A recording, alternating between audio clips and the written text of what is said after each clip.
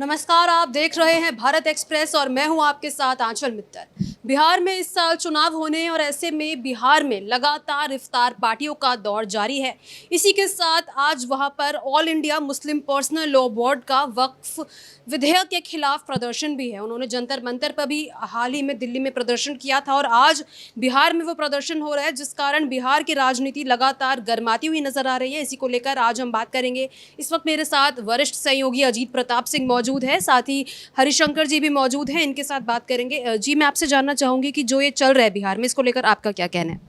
देखिए, चुनाव आने वाला है 6 महीने के भीतर बिहार में। और चुनाव आता है तो इफ्तार पॉलिटिक्स, चूँकि अब ईद आने वाली है, तो ये हमेशा हर जगह होती है। आप दिल्ली में देखिए, आप लखनऊ में देखिए, देश के किसी भी हिस्से में। लेकिन बिहार में चूँकि विधानसभा चुनाव होने हैं तो वहाँ इफ्तार पॉलिटिक्स दिखाई दे रही है। पहले नीतीश कुमार की इफ्तार पार्टी हुई, फिर लालू यादव की हुई, उसके बाद और लोगों की भी हुई। तो एक तरह से वोट बैंक के रूप में किस तरह से माइनॉरिटीज़ को इकट्ठा किया जाए और अपनी पार्टी के समर्थन में उनका जो है समर्थन जुटाया जाए, ये हमेशा से होता रहा है। और चूँकि चुनाव है तो ये होगा। जहाँ तक वक्फ बिल की बात करें तो वक्फ बिल लोकसभा में पेश किया गया, उसके बाद जॉइंट पार्लियामेंट्री कमेटी उसको अध्ययन कर रही है। लेकिन इसका विरोध बहुत हो रहा है, ख़ास करके ज़्यादातर जो माइनॉरिटीज़ हैं और उनकी जो संस्था है all India Muslim personal law board, Jantar Mantar में भी प्रदर्शन हुआ। लगभग सभी विपक्षी पार्टियां वहां पर आई थी और यही वजह है कि आज सरकार की तरफ से एक बैठक दिल्ली में भी आयोजित की गई है। और पर्सनल लॉ बोर्ड का वहां पे पटना में प्रदर्शन है। क्योंकि वहां पर चुनाव होने हैं तो फिर राजनीति हावी है, सियासत हावी है। लालू यादव को हमने देखा पटना में, वो पहुंच चुके हैं वहां पे विरोध प्रदर्शन की जगह। क्योंकि लालू का परंपरागत वोट बैंक है मुसलमान और ख़ास करके यादव, जो माई कहा जाता है। तो इसको लेकर वो हमेशा से 20 साल पहले भी उनकी जब सरकार होती थी तो मेन वोटर मुसलमान और यादव होता था। इस बार भी वो जुटाने की कोशिश करेंगे। पिछली बार ज़्यादा एक्टिव नहीं थे, जेल के में अंदर थे, इस बार बाहर हैं। तो निश्चित रूप से अपना जो परंपरागत वोट बैंक है उससे वो इकट्ठा कर रहे हैं, जिससे चुनाव में ज़्यादा से ज़्यादा फ़ायदा उठाया जा सके।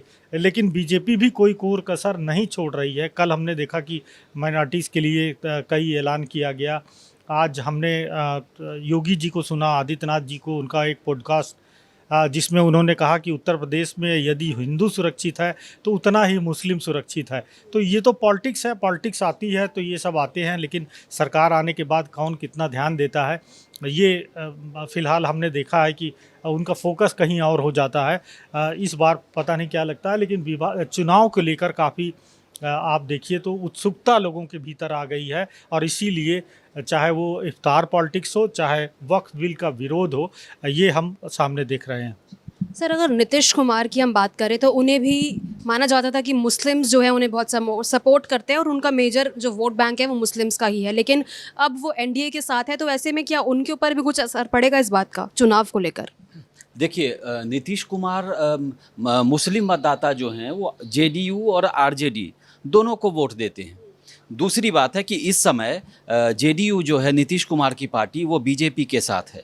तो ऐसे में बहुत सारे इसके फैक्टर हैं। बीजेपी को कहा जाता है कि मुस्लिम विरोधी है, जो विपक्ष आरोप लगाते, लेकिन आरोप से बात नहीं बनती।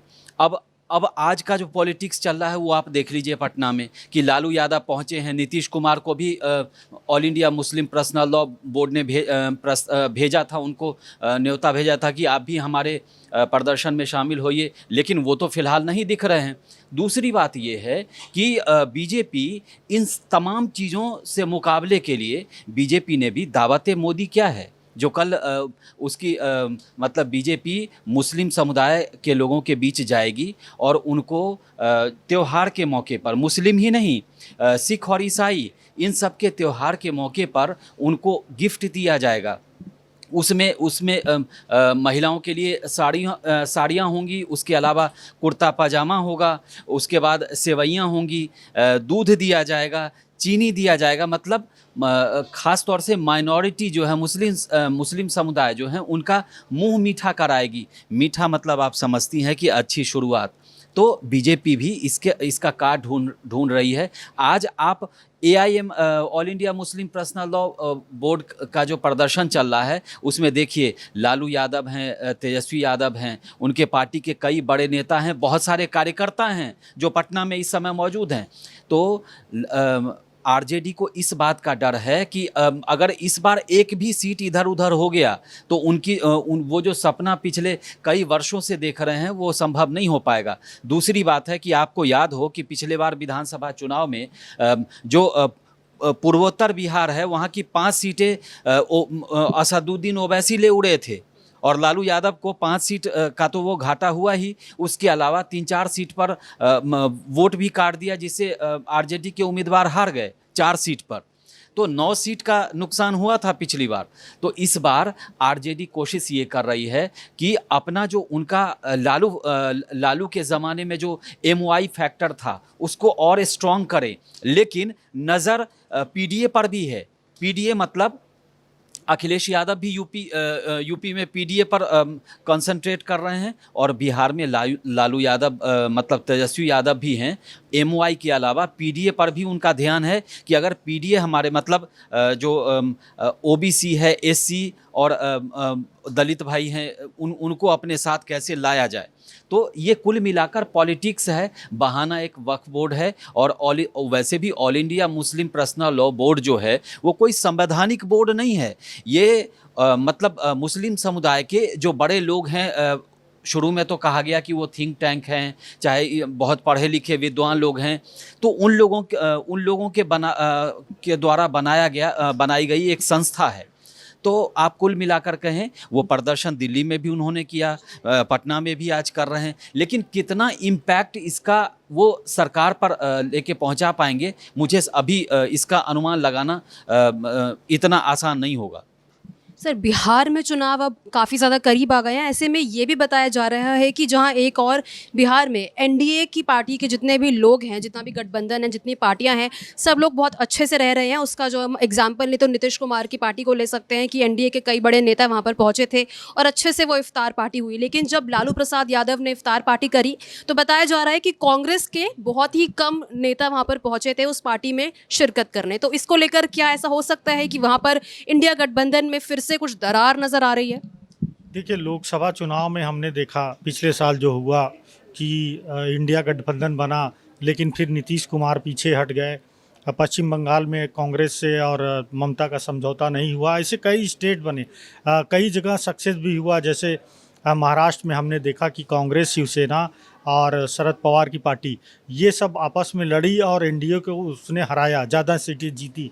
उत्तर प्रदेश में हमने देखा कि कांग्रेस का समाजवादी पार्टी से समझौता हुआ और बीजेपी की बहुत सारी सीटें घट गई, लेकिन कई स्टेट में नहीं हुआ। तो ये तो विपक्ष को तय करना है कि आखिर वो कितने मजबूत होते हैं, क्योंकि जहाँ पर सब इकट्ठा होकर समझौता करके लड़ाई लड़े हैं वहाँ पर निश्चित तौर पर बीजेपी पर भारी पड़े हैं, NDA पर भारी पड़े हैं। अब बिहार में चूँकि कास्ट पॉलिटिक्स बहुत होती है, बड़ा प्रभाव है उसका जातियों का, खास करके चुनाव में। यदि मुसलमान भी वोट बैंक बनते हैं और NDA के वोट बैंक तो है नहीं, ये बीजेपी का वोट तो है नहीं, माइनॉरिटीज़ ये तो विपक्षी पार्टियों को ही देते हैं, खास करके कांग्रेस या जो ओरिजिनल पार्टी रही है। तो ऐसे में अगर समझौता नहीं हुआ, जैसा कि हमने देखा कि नीतीश कुमार के इफ्तार में कांग्रेस के बड़े लोग नहीं पहुंचे, तो अगर माफ़ कीजिएगा लालू की इफ्तार पार्टी में कांग्रेस के बड़े नेता नहीं पहुंचे, तो हो सकता है कि अंदर अंदर कुछ मतभेद हो। तो चुनाव से पहले ये मतभेद दूर करने होंगे, क्योंकि अगर अलग अलग लड़ेंगे तो निश्चित तौर पर इसका फ़ायदा NDA को मिलेगा, इसका फ़ायदा बीजेपी को मिलेगा। और जिस तरह से 20 साल से ज़्यादा वक्त से ये सपना देख रहे हैं कि नहीं हम बिहार में भी सरकार बनाएंगे, वो काफ़ी मुश्किल हो जाएगा। आज देखिए, इसी वजह से NDA आज उसकी बैठक होनी है दिल्ली में 7 बजे, और वहाँ पर बिहार के चुनाव को लेकर, और NDA ज़रूर कोशिश कर रही कि उसके जितने सहयोगी हैं उनके साथ उसकी बातचीत अच्छी चले, और जो सीटों का समझौता है वो बहुत पहले, खास करके इंडिया गठबंधन से पहले अगर इनको मिल जाता है तो एक पॉलिटिकल एज रहेगा। इसीलिए बीजेपी ज़्यादा उत्सुक दिखाई दे रही है। लेकिन हमने देखा कि इंडिया गठबंधन में अभी वो मतलब जो कदम उठाने चाहिए वो अभी पीछे हैं। वो सिर्फ अभी आप देखिए वक्त को लेकर इफ्तार पार्टी यानी वोट बैंक को सिर्फ साध रहे हैं। सहयोगियों के प्रति उस तरह से उत्सुकता नहीं दिखाई पड़ रही है जितना एनडीए में है। तो अभी हम कह सकते हैं कि एनडीए थोड़ा सा आगे है इंडिया गठबंधन में, अगर बिहार चुनाव के संदर्भ में देखा जाए तो। जो इफ्तार पार्टी हो रही है बिहार में, लगातार अलग अलग दल के नेता पार्टियां कर रहे हैं, उसको लेकर क्या आपको लगता है कि क्या मुस्लिम जो वोट है वो सध पाएंगे? देखिए मुस्लिम वोट साधने के लिए ही तो ये सारी चीज़ें हो रही हैं, सारी कवायद उसी के लिए है। आज पटना की सड़कों पर लालू यादव और उनके बेटे तेजस्वी यादव उसी के लिए तो हैं और वो साथ दिख रहे हैं। सबसे बड़ी बात है कि बिहार में इफ्तार जो है इस बार चूँकि अक्टूबर नवंबर महीने में चुनाव होने हैं, तो चुनाव से पहले सभी पार्टियां जोर आजमाइश कर रही है। कोई कसर कोई छोड़ना नहीं चाह रहा, क्योंकि बिहार में पहले दो एनडीए और उसके अलावा इंडी गठबंधन, लेकिन इस बार पीके भी हैं, प्रशांत किशोर भी हैं, तो उनको भी कम आंकना सही नहीं है। लेकिन अब इंडी गठबंधन की बात करेंगे तो कांग्रेस ने वाकई आरजेडी से दूरी बनाई है। अब लालू यादव की इफ्तार पार्टी की आप बात करें तो वहाँ पर कांग्रेस के कोई बड़े जो बिहार के नेता है वो नहीं गए। मतलब साधारण औरे के नेता वहाँ पर गए, जिनको बहुत ज़्यादा आप नहीं कह सकते कि बड़े नेता होंगे। उसके अलावा जब से बिहार का प्रभारी इन्होंने अल्लाह बरू को बनाया है और उनकी और कन्हैया की जोड़ी वहाँ पर लगातार जो है वो लालू यादव के लिए परेशानी क्रिएट कर रही है वहाँ पे। और आप देखेंगे कि लालू यादव इससे पहले मतलब पिछले विधानसभा में और लोकसभा अभी जो हाल फिलहाल 6-8 महीना साल भर पहले हुआ लोकसभा चुनाव में कन्हैया को कहीं ना कहीं रोकने की कोशिश की गई थी लालू यादव और आरजेडी के द्वारा, क्योंकि इनको लगता है कि अगर कन्हैया का अगर ज़्यादा सक्रिय होंगे वहाँ पर इंडी गठबंधन में तो फिर तेजस्वी का जो तेज है वो डाउन हो जाएगा। क्योंकि कन्हैया पढ़े लिखे हैं, वो हर चीज़ को पकड़ते हैं, वो मुद्दा समझते हैं, लेकिन तेजस्वी यादव का अंदाज ठेठ है और वो पहले प्रॉपर होमवर्क करके आते हैं तब कुछ बोलते हैं। आपने ऐसा नहीं देखा होगा कि बिना होमवर्क के वो कहीं भी शुरू हो जाते हैं। लेकिन कन्हैया इन चीज़ों में बहुत माहिर हैं, वो कहीं भी किसी भी सब्जेक्ट पर किसी नेता को घेर सकते हैं। तो इसीलिए, और दूसरी बात है कि दरबारी भी नहीं कर रहे। अल्लाह बरू जो है जब से बिहार के प्रभारी बने हैं वो कभी लालू यादव की दरबारी करने नहीं पहुँचे, जबकि इससे पहले परंपरा थी कि कांग्रेस के जो भी बिहार प्रभारी बनते थे वो या तो लालू यादव के करीबी होते थे। इससे पहले जो अखिलेश प्रताप सिंह हैं वो उनके काफ़ी करीबी रहे, बल्कि इससे पहले तो लालू यादव की पार्टी में रहे वो। तो कुल मिलाकर के है कि कांग्रेस और उनमें बहुत सारे मतलब संबंध इस समय अच्छे नहीं हैं। दूसरी बात है कि वहाँ पर इस समय पॉलिटिक्स हाई है, क्योंकि मैक्सिमम लालू यादव की पार्टी को जो पिछले बार वोट मिला है वो जो सीटें मिली है उससे मैक्सिमम करने के लिए उनको बहुत कुछ नीचे लेवल तक जाना पड़ेगा और इतना आसान नहीं है। इसीलिए लालू यादव बहुत ज़्यादा स्वस्थ आज दिख नहीं रहे, बावजूद इसके वो ग्राउंड में डटे हुए हैं। कहीं ना कहीं कोशिश यही है कि तेजस्वी की जो चीज़ें हैं उसको और आगे बढ़ाया जाए। तो और मन में तो एक फादर जो है वो अपने बेटे को मुख्यमंत्री ही बनाना चाहेगा।